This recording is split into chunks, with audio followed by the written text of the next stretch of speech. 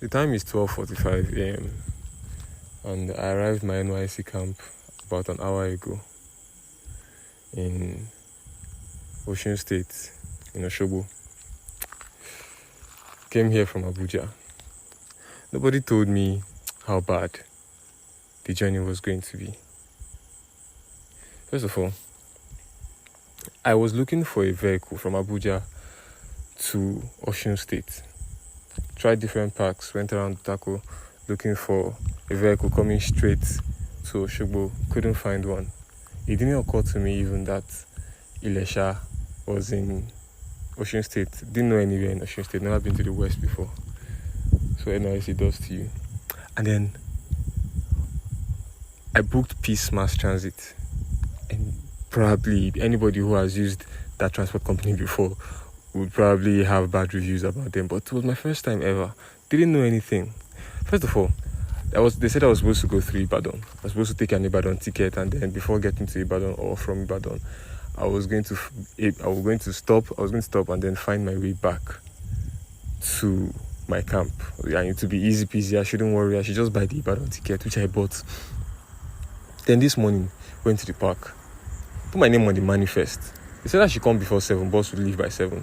Put my name on the manifest. I was number 1 and only on the Ibadan bus. We were there for like 30 to 45 minutes, and then somebody came out and told me, come, follow me. Let's change your ticket, put you in another vehicle so that if you move quick. That should have been the first red flag. But what could I have done? And then I followed him. They changed my ticket, put me in a bus that was going to Lagos. That one too took another hour or two to fill up and load. And it was one of these buses where they backload and like want to suffocate you with the load. Well, I had suffered that thing in childhood before when I used to school in Kaduna, and when I was traveling, I couldn't say no. I just, is this light for me? It's like, they don't on me lights, they make I move. What the hell, man? I came out to record this. And this is where I plan to be recording these things, so I don't want to be doing it in the hall. So finally, this vehicle moved, and we were on our way. Less than 30 minutes in, we hadn't even left Abuja. I think somewhere in Maraba. They stopped in another Peace Park, and they were trying to put more passengers in the bus. Well, apparently in the front row there were supposed to be 4 people, and then the rest of the bus 3 people, and there were only 3 people in that front row. So somebody was supposed to take that space. The problem was they wanted to add more load to the already jam-packed car. I'm like, how is this thing still happening? I thought Nigerian road transport has improved and they don't do that stuff anymore. But apparently not. And then I went over. I protested. I was one of the people championing the thing that, that thing is not happening here. If you people want to put an extra person in this seat that deserves an extra person, then put the person there by all means. But don't inconvenience us with their load. They can find somewhere else for their load. Inside this bus is not the boot. And then they managed to put the woman. It was a woman that had a son, and she had small luggage. I don't know where they put it, but they didn't put it near me. And then we kept on going. And then somewhere that I think is Lokoja, the driver entered one park and said his his tire was having issues. And then we stayed there for like another 1 hour for someone to check the tires and change it. Safety purposes, but these things can be avoided. And then we left.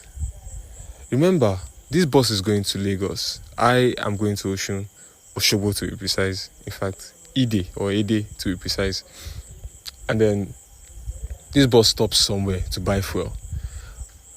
They buy the fuel, and then he parks outside the filling station and starts losing up all his tires again.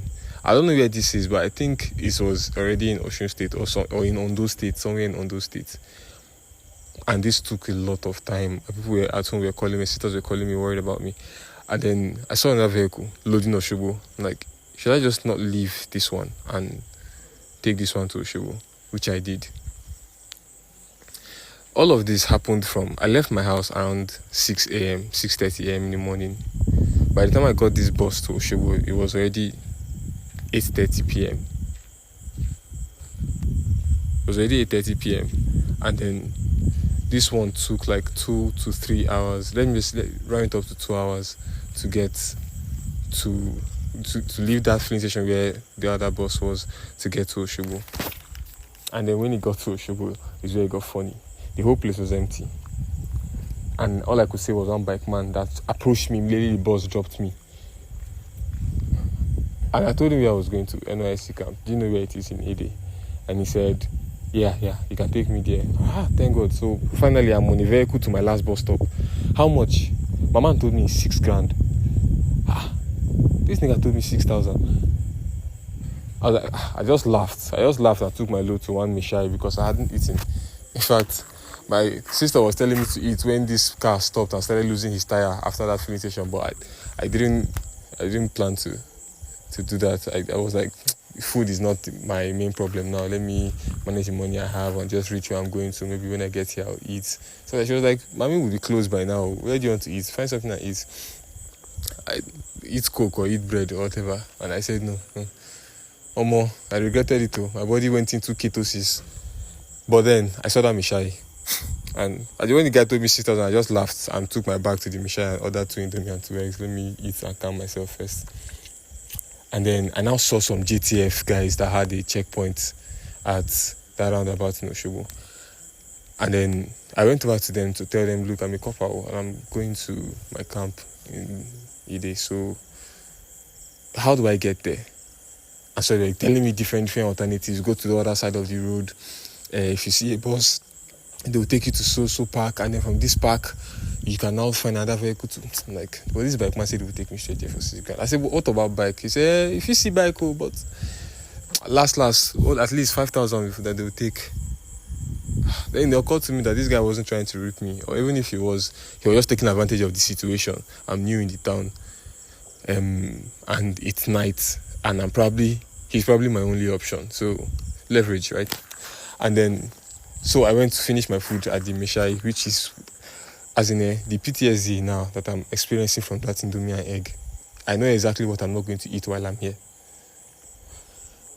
And then I managed to, I ate all the eggs at least. And then hopped on the bike. Tears out of my eyes with the cold, long journey. As in, Google Map told me this place was 20 minutes away, but 20 minutes is a fucking long time. And it didn't look like a long time when I was in the car. But on this bike, man. But finally, we got there. And then I made one of the stupidest decisions. I had this earring on. Earring that I would remove and put in my wallet as I planned. I had planned I would remove this earring and put it in my wallet. Before I get into the gate, it just escaped me. And then they saw it first and took it from me. Like, stuff, I didn't think they would take anything from me at the gate, but somehow I think they find a way. Nobody tells you everything. So yeah, if they see you with earring as a guy, they will take one. The lady beside me, or the girl beside me, she had 2 sets of earrings, 2 pairs, and they said she should take one off and give it to them as well. They took my Crocs as well. I mean, I wore Crocs, so they didn't take the one off my feet. I don't know if they noticed it even, because I would have gotten away with the white Crocs if somebody didn't just come. A third party that was not even among people searching me just came by himself and was like, I'd already put the first leg of the Crocs inside. It's the second leg I was putting in that he now came and saw and said I should remove the second leg and give it to them. So annoying. So well, I arrived. One of the perks of coming in is that you get to choose your own bed space. Well, that is all I know. I guess people tomorrow will have to suffer and take whatever is left. Even choosing beds. Even as I came, I couldn't find a good mattress. But I think I found one that was good enough. I lay on it before I came out to record this podcast. It wasn't too bad. What I didn't buy was a pillow and a mosquito net. I just hope mosquitoes don't bite. I'm going to find out this night if I'm going to need one or not. God, I hope I do.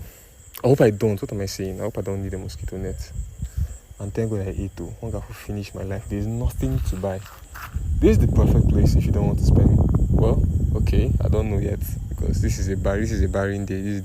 This is day 0. Tomorrow, today, which is when you're going to be listening to this, we begin our registration. See what that's about. So guys, I'll keep you guys updated. This is episode 0 or day 0, and we'll see how the journey goes. I want to get this thing to 10 minutes. These podcasts are going to be unfiltered. No cuts, no edits. Just straight talk. I'll try to be recording every early morning as well. So please Say your support. You can leave it in the comments if you're a copper. Where are you serving? And da da da da. See you tomorrow, guys.